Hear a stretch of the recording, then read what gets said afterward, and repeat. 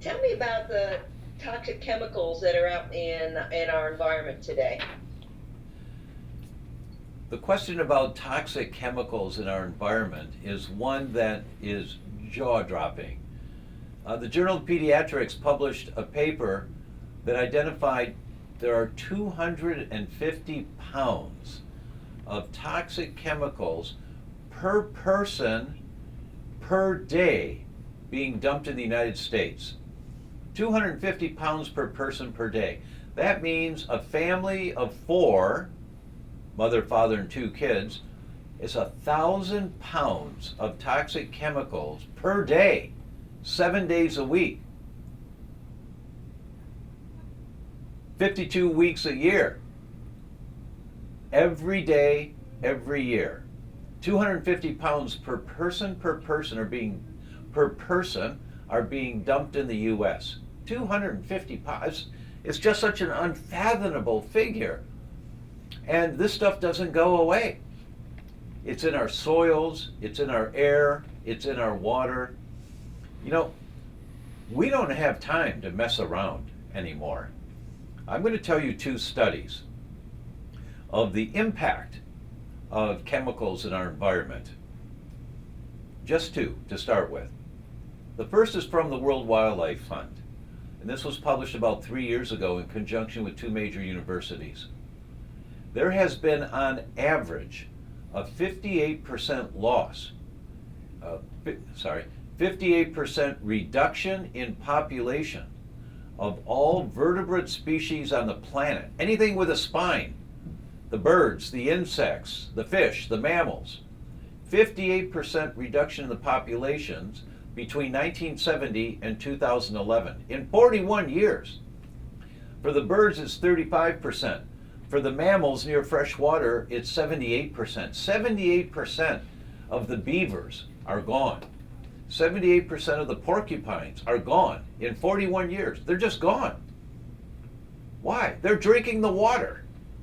And if you were drinking the water coming out of the streams, you'd get cancer quicker, and you'd be unable to reproduce just like the animals.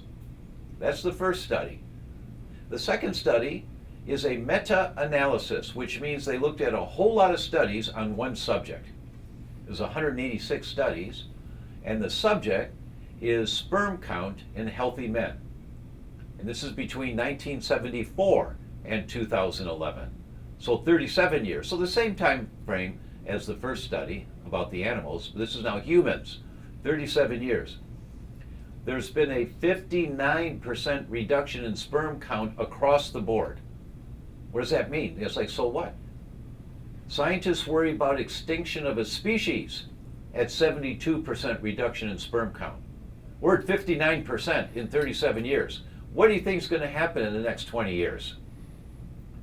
That's your children that'll be unable to reproduce, or your grandchildren that'll be unable to reproduce. Do you know what happened to the Romans? How did the Romans disappear? The Romans disappeared because they built lead culverts to carry the water in Rome. And they put lead in the wine.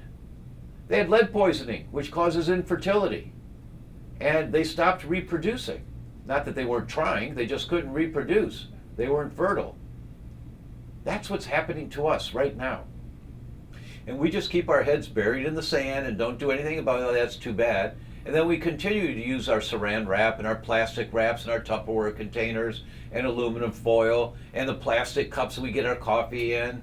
You know, and all the plastic in our environment, and we sleep under flame retardant clothing, flame retardant bedding, and we wear clothes that are flame retardant. How many people have you heard of whose lives were saved by sleeping under flame retardant bedding?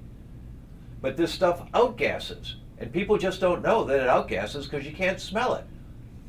And there's no evidence that the outgassing of one down comforter ever is a problem to humans. There's no evidence.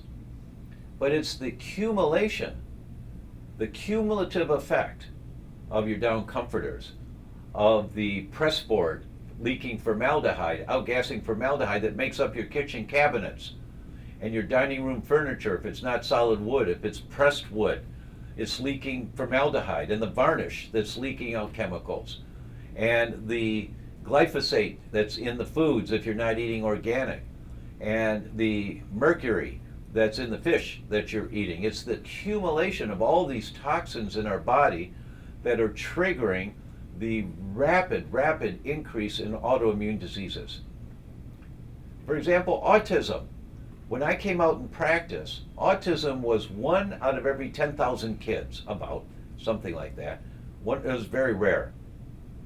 Now today, Dr. Stephanie Seneff at MIT tells us by the year 2026, it's going to be 1 boy in 2. What's going on? These kids, their brains are not developing properly. Why not? We know that bisphenol A, the chemical, that one of the chemicals used to mold plastic. Bisphenol A is very water soluble. Everybody's got bisphenol A. Even the Eskimos have bisphenol A in their blood.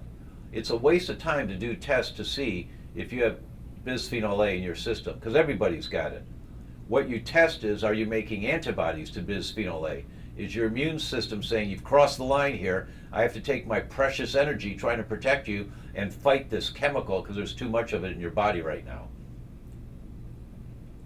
But bisphenol A, mom has bisphenol A. When she's pregnant, the bisphenol A goes into baby, and they published a paper last year that bisphenol A inhibits, there's an area of the brain called the hypothalamus.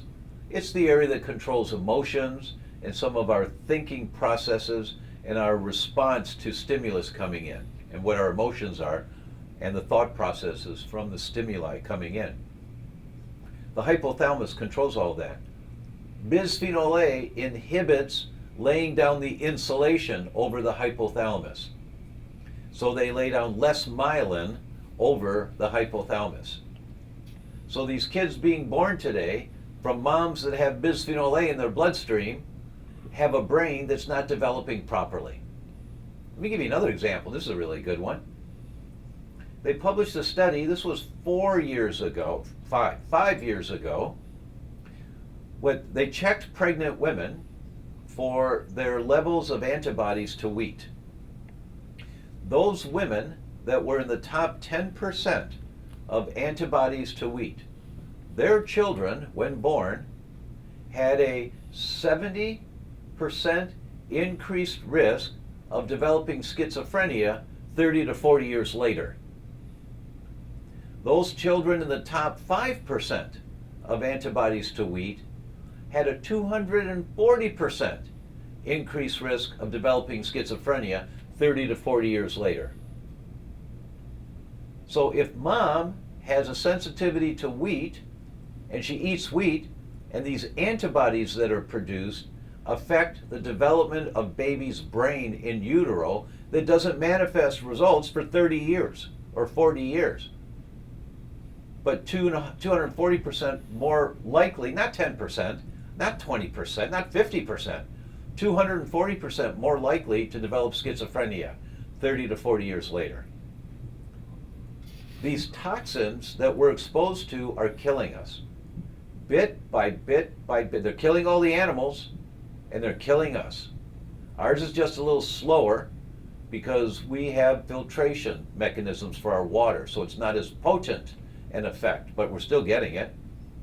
Ours is a little slower because we have drugs that hide some of the effects. But it's happening. We don't know what's going to happen. I'll just say one more thing on this.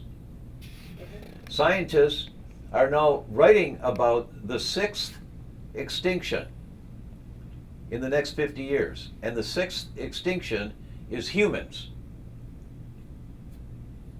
If it continues the way it's not if it gets worse, not if it gets exponentially worse, but if it continues the way it's going now, with the increases, they're worried about the extinction of the entire human species within 50 years. Just Google the 6th extinction. And the convenient response for people that don't want to think about this is, oh, they're just nutcases. That's the convenient response, so that you don't have to wrestle with this and be uncomfortable and and disrupted by it. So let's see, can you talk about the toxins that like women put on their face? Let's talk about the stuff women put on their face and the stink people put on themselves. The danger of cosmetics is the level of chemicals that are in them. If you read a list of ingredients and you don't know what that is, I'd suggest you think twice about using it. Because what you put on your face, what you put on your skin, the lotions we put on our skin, they're in your bloodstream in less than 3 to 5 minutes. They're in your bloodstream, they go to your brain, they go to every tissue in your body. And so just take a look at any one of the chemicals that may be listed in your nail polish, as an example. And then just Google that chemical. It's like geeky science stuff, but just see if you can see a list of side effects for that chemical. It doesn't matter which chemical it is. When you look at the side effects, oh my God, really?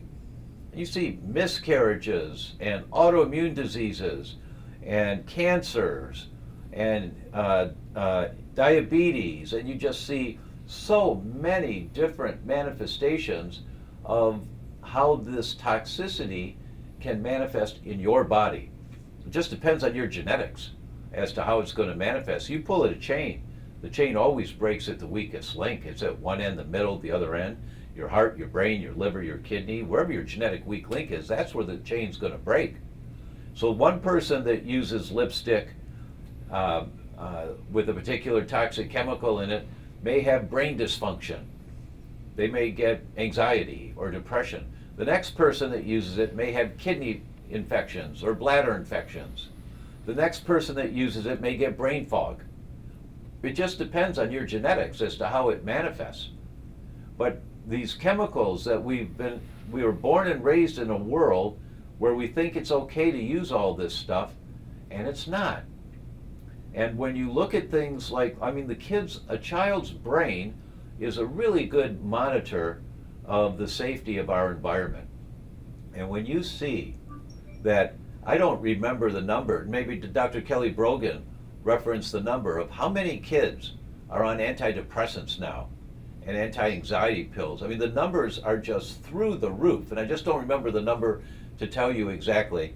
I think it was something over 30%, but I'm not sure. But they're through the roof in terms of how many kids are on drugs for their brain. I never knew anyone growing up that had a problem like that. Looking by today's definition, I think most of us were attention deficit. It's being a kid, But now there's so much more intensity around kids' dysfunctional behavior, and we want to suppress it. They published a study in the Journal of Attention Disorders in 2006, and they took 132 kids with celiac disease, all diagnosed with attention deficit hyperactivity disorder, ADHD. They put them on a wheat-free diet, and every parent or every child reported significant improvement in all 12 markers of attention deficit. Fails to pay attention, interrupts frequently, blurts out answers, can't sit still, can't focus. Every child, every marker improved within 6 months, just by going wheat-free.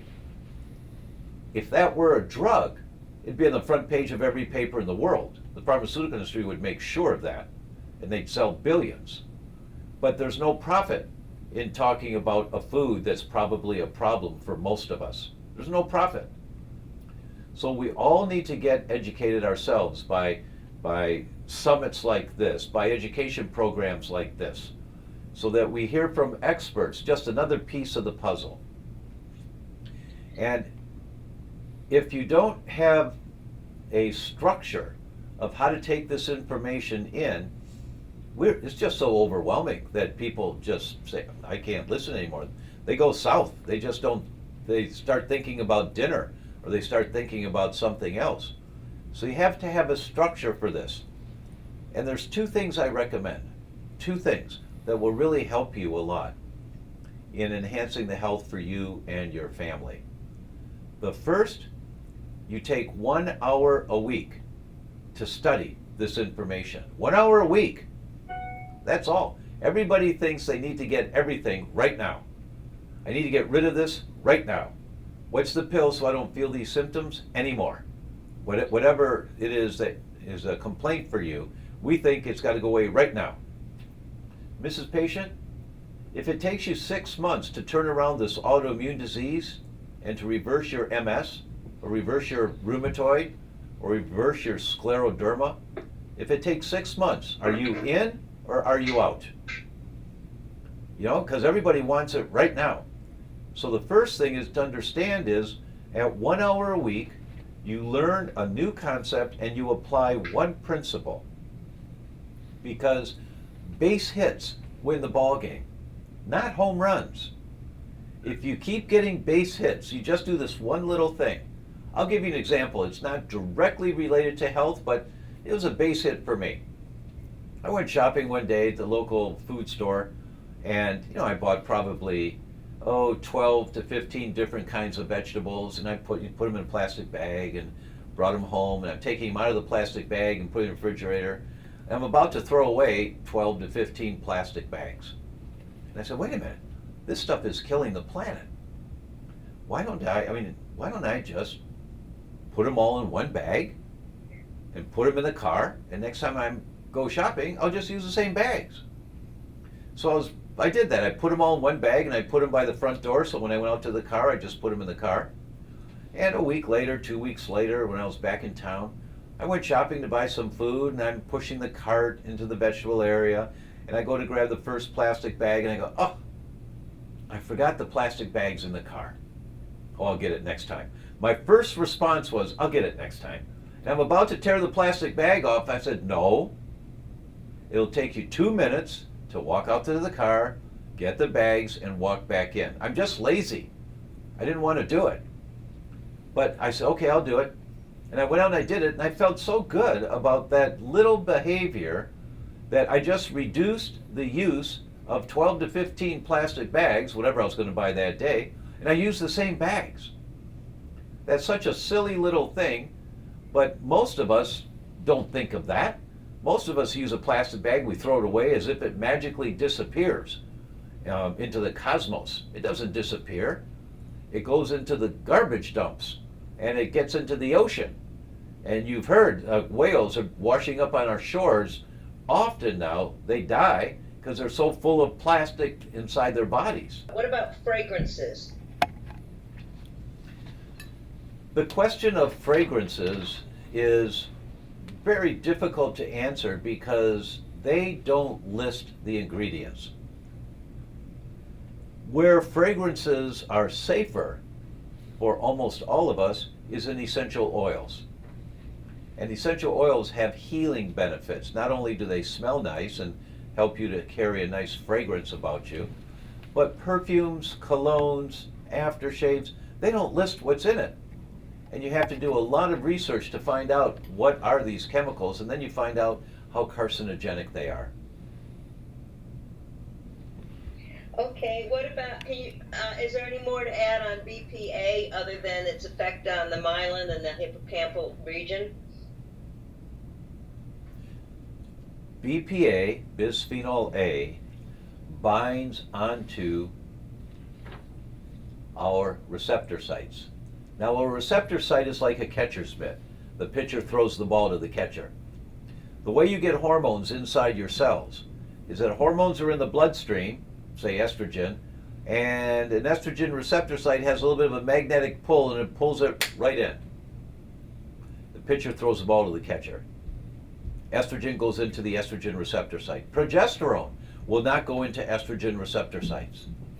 Insulin will not go into thyroid receptor sites. It goes into insulin receptor sites. All hormones have their own receptor sites. The problem with bisphenol A, BPA, one of the problems, is that it's an endocrine disrupting chemical. What that means, it disrupts your hormones. And the way it does that is it binds onto your receptor sites, your estrogen and testosterone loving receptor sites. When it binds onto your receptor sites, your immune system says, wait a minute, what is that? That's not good for me. I better fight that. And your immune system makes antibodies and attacks this stuff. The collateral damage damages your receptor sites. Now you make antibodies to your thyroid receptor sites or your insulin receptor sites, and you develop insulin resistance or you develop thyroid dysfunction.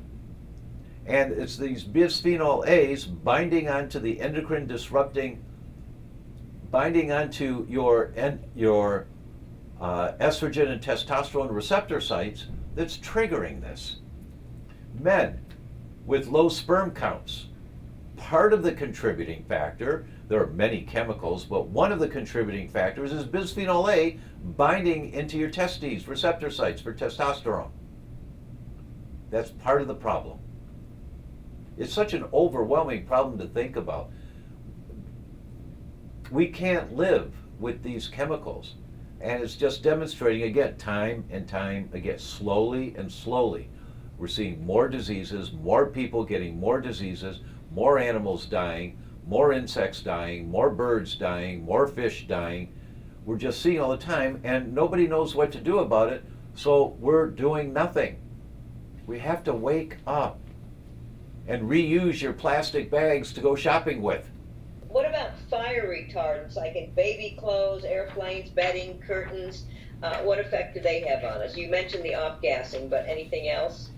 The flame retardant chemicals that we find in baby clothes, in sleeping clothes, in sheets, in blankets, in comforters, they are neurotoxins. They affect your brain function. They bind onto your nerve cells. The immune system attacks these things and you start damaging your nerves. They're also very carcinogenic. They're associated with a few different types of cancers, and you increase your risk of these cancers. So when you've got a healthy life and all of a sudden you're diagnosed with lymphoma, well, where'd that come from? Well, if we had the tools to go back and see, you'd see that these little chemicals that got in bound to those cells and it triggered altering your immune system cells. And this set of chemicals got into your other receptor sites and it triggered more nerve cells. And so you get nerve dysfunction and you get an immune system that overreacts to, and you see this chaos in the body, in the human body. It's critically important that we understand the big picture of this stuff. You don't have to understand the little detail. By doing an hour a week, and then you start the protocols twofold. One, you have to detox, flush this stuff out of your body slowly and safely, and you have to stop putting more of these toxic substances in your body. So stop throwing gasoline on the fire and put the fire out inside, anti-inflammatories, and then flush to detox. Get this stuff out of you. What about cleaning products? I saw an interview with a scientist from Monsanto who was talking about Roundup and how safe Roundup is. And he said it's so safe that you could drink it. It wouldn't be a problem. So the interviewer says, well, I'm glad you said that. And he reached around behind his chair and he said, I happen to have a gallon of Roundup here in a glass. Would you demonstrate that for our audience about how safe it is? And the guy got really upset, jumped up and said, this interview is over, and just walked off. That they feed us a line of bull that our government regulating agencies allow. They allow it to go through. They'll say things like glyphosate does not harm humans, and there's no evidence that it does. Glyphosate harms the microbiota in your gut. And it's the inert ingredients in Roundup. Roundup is less than 30% glyphosate and 70% inert ingredients. But those inert ingredients that are not listed, they're the ones that are really toxic to your brain and your nervous system. They're the ones that cause liver damage. And that's in our food because they spray Roundup on the foods. So the government allows the corporate scientists to get away with misleading information. Well, Roundup, it doesn't harm humans. It destroys your microbiome. But technically, the microbiome is not human. It's other bacteria. So that's how they get away with that. these toxins generally, and you touched on it, if we get antibodies against them and you get all these or they bind with something in the body, you get all these foreign compounds that we get in autoimmune disease. Can you discuss that? There's a mechanism. Mrs. Patient, your immune system is your armed forces in your body. Army, Air Force, Marines, Coast Guard, Navy. It's there to protect you. IgA, IgG, IgE, IgM. They're all different branches of the immune system, there to protect you. When you're exposed to toxic chemicals that bind onto your own tissue, that forms what's called a neoepitope, means a new substance. So you've got this toxic chemical bound to human tissue. Your immune system, trying to protect you, attacks this, destroy this, because this is not part of us. This is not a food that we can use. We better attack this thing. And it attacks it. When you attack it, when the immune system attacks it, it destroys it. It's a good thing. The problem is you keep getting more exposure regularly to these toxins, whether it's in the foods or it's in the air you're breathing. You keep getting the exposure, you keep getting the exposure, you keep getting the exposure. You keep making antibodies to that new neoepitope, your own tissue. And eventually, the mechanism making antibodies to your own tissue becomes self-perpetuating. Now you develop an autoimmune disease of that tissue. If it's your thyroid, or it could be your brain, you get Alzheimer's or Parkinson's. In the mid-90s, every dog that they did autopsy on in Mexico City, every dog had evidence of Alzheimer's. Every dog. In the mid-2000s, up through 2010, the urine tests and the blood tests came out so that we could check children. Every child in Mexico City that's tested, every child has evidence of brain inflammation, the mechanisms of Alzheimer's. Every child. How could that be possible? We now know that the most common type of Alzheimer's is called inhalation Alzheimer's. It's what you're breathing that goes right through your lungs, into your bloodstream, straight to your brain, activating the immune system to try and fight this stuff, causing inflammation in your brain, and you eventually get Alzheimer's. Inhalation Alzheimer's is estimated to be the mechanism behind more than 60% of the cases of Alzheimer's that they've looked at. It's what you're breathing.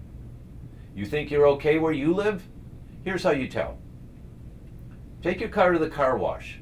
Go to a nice car wash where the guy's got the water bottle in his hip, he squirts the water on there, wipes down your windshield, really nice. Drive home, park the car outside your house for 4 hours, set a timer, 4 hours. Go outside and run your hand across the windshield. That's what you're breathing. That's called particulate matter, and that's what you're breathing. Goes into the lungs, right through the lungs, into the bloodstream, straight up to the brain. Every child in Mexico City, well, their pollution's very bad. Well, our pollution's not that bad. Okay, so maybe only 30% of the children in your city. Who knows? But this is the mechanism of what we're breathing in. Another trigger for inhalation Alzheimer's that's more common than air pollution, that's been identified as being even more common than air pollution, because that severe air pollution is Mexico City. It's not everywhere like that. A more common trigger is mold.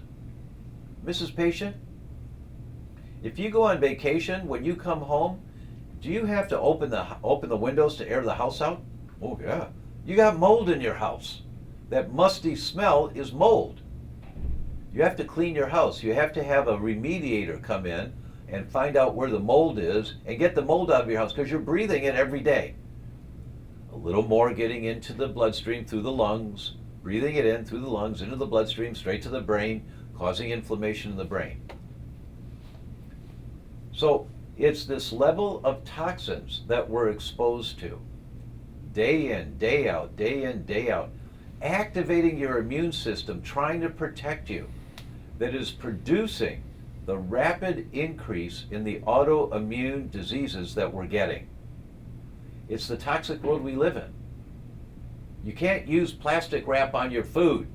The phthalates in the plastic wrap, the BPA in the plastic wrap leaches into the food. Then you eat the food. Can't use plastic containers. Get glass. Well, they have plastic lids. Don't turn the food upside down so the food doesn't touch the plastic lid. You know, do the little things, do the little base hits. Every week, just one more base hit. And in 6 months to a year, you've really turned around all of these mechanisms that are aggravating the inflammation that's the trigger to the diseases that we all get. Recommendations on detox.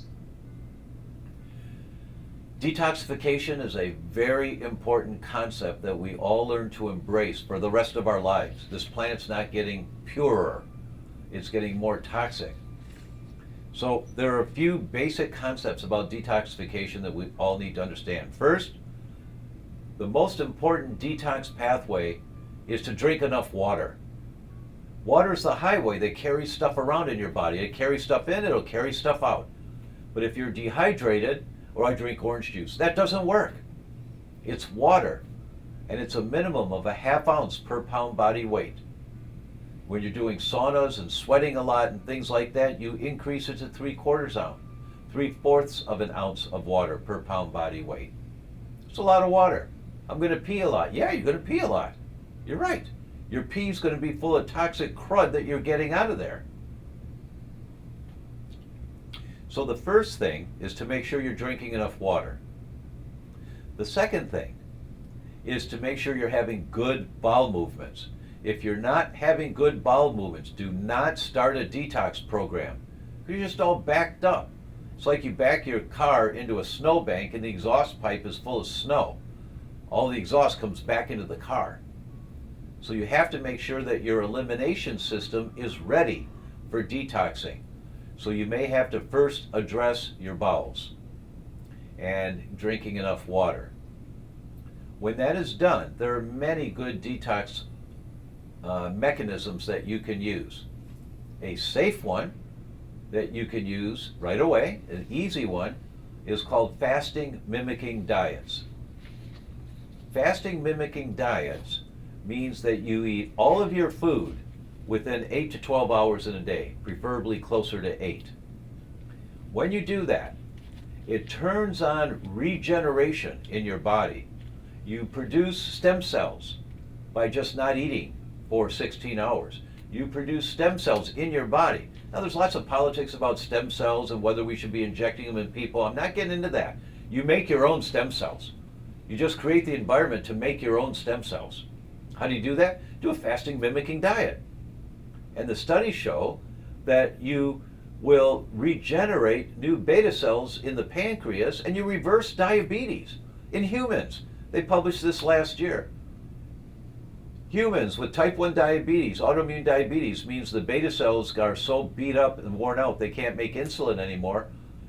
They regenerate new beta cells by doing a fasting mimicking diet. And they start making insulin again and they reverse their diabetes. So there are many benefits to a fast. We could do an hour on the fasting mimicking diets, but the point here is that you start gently, drink a lot of water, get your bowels working, then do fasting mimicking diet, eat all your food within 8 to 12 hours, preferably 8, closer to 8. Do that for a week, couple weeks. Just notice how you feel. Boy, I feel good. Oh, my bowel movements really smell bad. That's great. You're getting rid of a lot of crud. You're flushing it out. Then, from there, you can go into a little more aggressive detox programs like liver detox programs for phase 1 or phase 2 detoxification, and saunas, hot saunas, regular saunas or infrared saunas. The infrared saunas penetrate 4 millimeters deeper than the hot saunas, so you get a little deeper flushing. And then you go into saunas taking niacin to open your blood vessels up more. So there's a whole sequential order to this, but you start with the basics first. Everybody wants it now. Don't do that. Don't go for the home runs. You're going to get really sick. Base hits. You start with base hits. And 6 months from now, you can be really aggressive in your detoxing, and you're going to learn how much better you feel.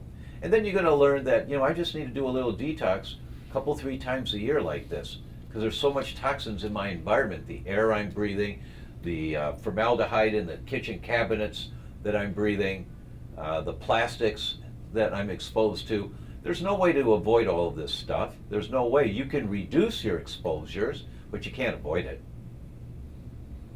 Now, these toxins are synergistic because of their different mechanisms, aren't they? There is no study that has definitively shown how powerful the combination effect is of these toxins. You know, we think this toxin is bad, but when you add bisphenol A with lead and mercury and cadmium and arsenic, the immune assault and the risk of developing cancers is so much higher, but no one's been able to publish on that any more than to say it's magnified dramatically. But they can't be specific because there's a million calculations to make there. Do you want to say anything on mercury?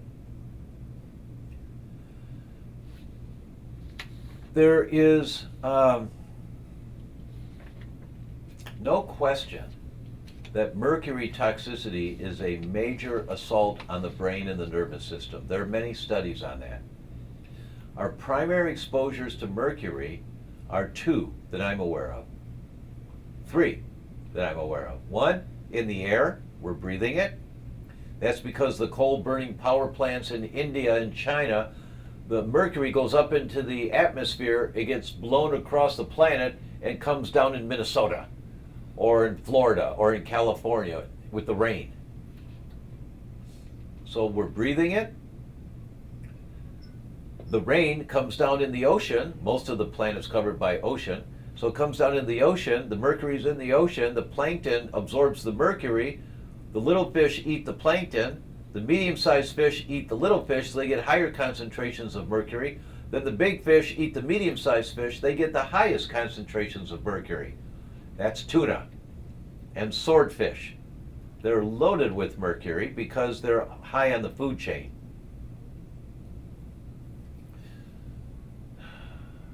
The third source of mercury is dental amalgams, the silver fillings. Those silver fillings are 48 to 50% mercury, and they outgas. Every time you chew, there's a little bit of mercury that comes out getting into your body, into your bloodstream. So you're constantly poisoning yourself. It's called an endotoxin, a toxin that's already in your body. So what do? Well, you get a game plan, and you get the amalgams out of your mouth with a biologically trained dentist. You eat a little bit of cilantro multiple times a week because cilantro helps to bind mercury a little bit. And you do detox programs with a healthcare practitioner to pull out heavy metals. What are the health risks of mercury and lead? Mercury, if you've ever heard of the Mad Hatter in Alice in Yes. Wonderland. So hat makers back in the 1800s would take the hats, they dip them in mercury. It made them hard, stiff. So the people who made the hats, they were absorbing a lot of mercury. They went mad. Mercury affects your brain. There was a fella whose name I don't remember. In 1864, I think it was, 1865, President Abraham Lincoln was assassinated. The man accused of that was John Wilkes Booth. There was a cavalry sent, the army was sent to look for Booth. They found him about 18 hours after he shot Lincoln. They found him pretty quickly. And everyone had been instructed, do not shoot. This guy we want alive. But one soldier who had been a hat maker before he joined the army, this guy was so loony that he thought that sex outside of marriage was a sin. He cut off his testicles with a pair of scissors. He was insane. Then he joined the army. And he'd been in the army for a short period of time. He happened to be in this cavalry and this division that was sent out to look for Booth. They found Booth, he saw him, he immediately shot him. Killed him. was thrown out of the army. Shortly thereafter was committed to an insane asylum where he killed himself. Like the Mad Hatter. The mercury toxicity gets in your brain, it destroys your nerves. When you see videos of how nerves, there's a healthy set of nerves are communicating to each other, then they put a drop of mercury in there and you see the nerve just start dissolving. And the connection with the other nerve, the connection dissolves. And then another one dissolves. Mercury dissolves your nervous system, your brain and your nervous system. When you see the videos... What about arsenic? When you see the videos of mercury, it just drops your jaw. Drops your jaw. Arsenic is another heavy metal. It's a toxic metal, directly associated with cancers and kidney disease. Arsenic is extremely high in white rice. Why? Because there's arsenic in the fertilizers they use in fields, and in the insecticides and the pesticides, they use arsenic to kill the bugs. The arsenic washes down into the streams. When you grow rice fields, the rice grows in water. The water comes from the streams. So the poisoned streams are the paddies, the rice paddies the rice grow in, and the rice has a tendency to absorb the arsenic. So you are safer with organic rice, but you're not in the clear, that even organic rice can have arsenic. It's heavy metals. So what do? Don't eat rice? No. But you eat organic rice to keep the load down, and you detox. You just... Do they put arsenic in chickens to fatten them up? They put arsenic in chickens to fatten them up. So if you're not having organic chickens, well, even free-range chickens, they might do that. So it really needs to be organic chickens. Anything you want to say about specific chemicals? I want to kind of scare people to wake them up because they're asleep. No. And then you leave anytime you want. It's 6:29 right now. I have a hard stop in 1 minute, so this might be it. Okay, go. Use your last minute how you like. With the two studies of the World Wildlife Fund and sperm count in men, we can see the mechanism that's occurring that's killing off the species. All species on the planet, including humans. We see it's happening. We can't bury our heads in the sand. It's overwhelming to try to deal with this because you're not scientists. You don't know what to do. So you do base hits, just little things, one step at a time. You're going to be overwhelmed, so you only do 1 hour a week. 1 hour a week, but consistently, every Tuesday night at 7 o'clock, every Sunday mornings after church, whenever it is. But every week, you just apply 1 hour to watching more of these interviews, to reading a little of one of my books or another interviewee's books. Just 1 hour a week, and you'll get this. You will learn how to protect your family and not be one of the statistics. Thank you.